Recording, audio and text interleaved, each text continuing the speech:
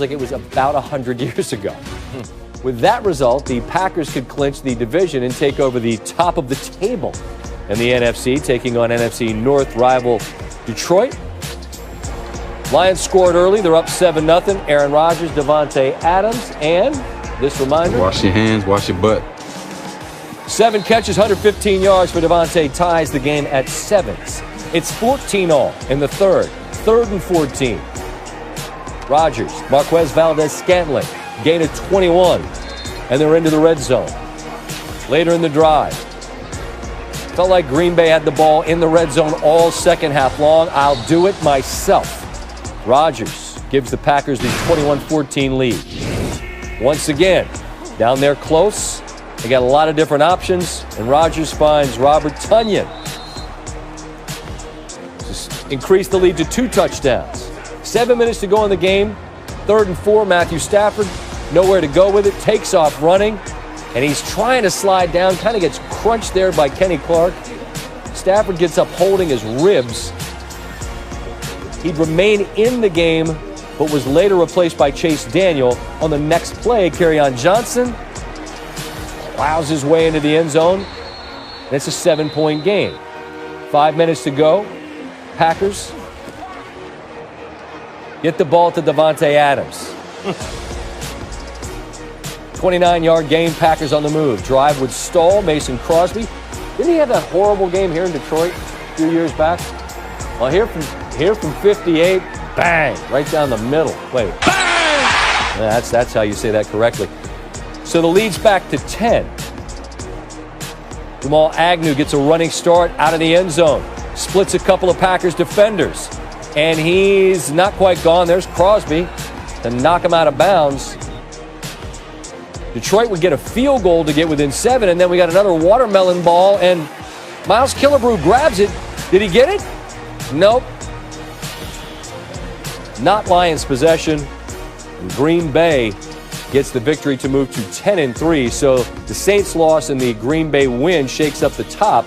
In addition to clinching the NFC North, the Packers now are the number 1 seed in the NFC because, as you'll recall, they beat New Orleans in New Orleans earlier this season. Over the final 3 weeks, the Saints will have one game, will have to be a game better, I should say, in a stretch which also includes a date next week with the Kansas City Chiefs.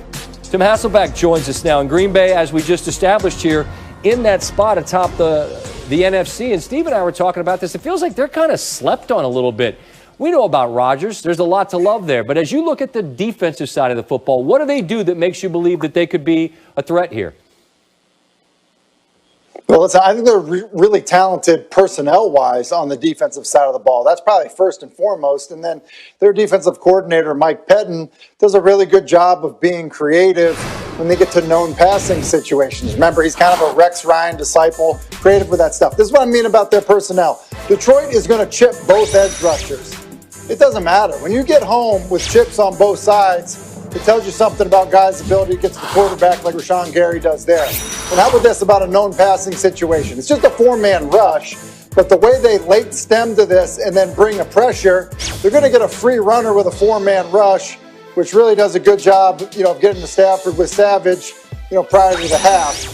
And then, on a 3rd and 6, you need guys to be able to play above the call. Look at Jair Alexander. Because of the bunch set, he's got to play off coverage. It's, a little whip route, and he's able to, on a ball that's not missed inside, still make a play on it. He's, I think, starting to get credit for being one of the better corners in the league. So when you match the personnel with some of the creative play calling defensively, I think they're really good. And they don't need to be the best, but, they're pretty stinking good.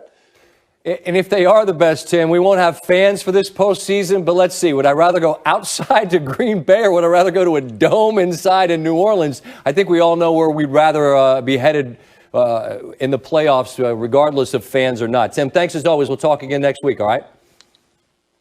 Sure. Right now, the Chiefs clinch the division yet again with their win over Miami, their 5th straight AFC West crown. But the Dolphins' loss was the Steelers' win because they've got this primetime game coming up against the Bills, but they've already clinched a playoff berth with Miami's loss. You see the Bills leading the East. Titans got it down in the South right now, but Browns, Colts, Dolphins all in the wild card mix right now with Ravens, Raiders, Patriots still believe it or not, with a chance. All right, so we got two teams in the AFC with only one loss right now before the Steelers play tonight, Tim. But you said there's one team clearly better than the other one. I assume that's Kansas City. But how do you see this entire AFC picture playing out right now? Well, I do think Kansas City's the best team in the AFC. Looking at that list, look, I think all of those division winners or leaders right now, like they're good enough to go to the Super Bowl. All of those teams right now that we see at the top of their division can do it. And then I would say this, the Colts that are, in that wild card mix, they are a team that, I think could get hot. And I think that, when you look at Cleveland, similar thing. But those four division leaders right now, on any given Sunday, because the ball bounces funny at times, I think they have to feel really good about their chances. Teams that have good quarterbacks, guys that are playing well, and have other elements of their football team that are good enough to get it done. Well, that's a good point, Rob. I'm going to ask your final takeaway in a moment. I know it's about the Chiefs, but as you look at some of the other teams in that AFC, if you had to put your money on a team right now that could potentially make that deep run and maybe see the Chiefs in the AFC Championship game, who is it? It'd have to be a team with a great defense. So anybody that can match up against what the Chiefs are able to put on that football field with the speed. So you'd think the Steelers could potentially have the pass rush to get after Mahomes, make him uncomfortable in the pocket, and the secondary that can cover. So you're going to have to have a great defense to play Kansas City. So when I look at that, maybe the Steelers can do it if they can get healthy here and continue to progress at the end of the season. I know they had a hiccup against Washington, but they got to get back on track tonight. Like Tim, you believe the Chiefs clearly are the best team in the AFC and the favorites to win a second straight Super Bowl. But what did you see from them today, Rob, that just cements that belief that they are clearly the best team?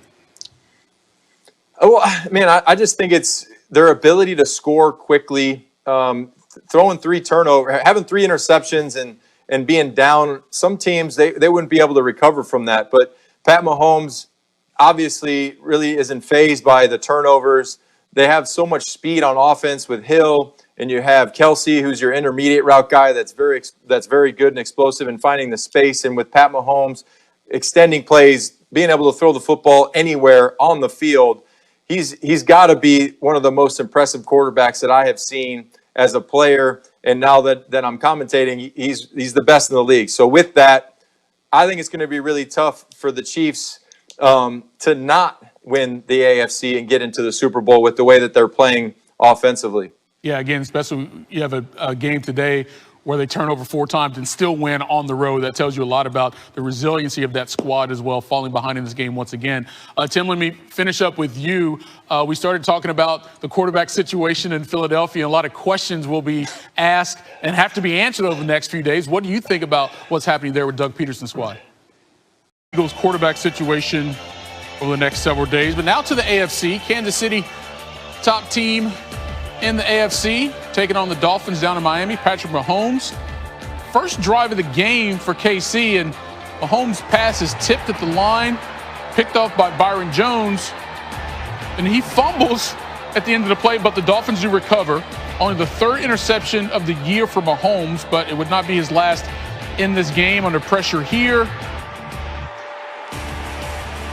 Not an interception, but a huge loss inside the 5-yard line. Loses 30 yards on that sack. And then this one is picked off by Eric Rowe. 2 picks in the first quarter for Mahomes. The Dolphins would take a 10-0 lead, but then Mahomes like, yo, we are down, but we are far from over. Travis Kelce, he's open. We say that a lot. Chiefs would end up taking a 14 lead at the half, 3rd quarter. Dolphins with the punt. So McCole Hardman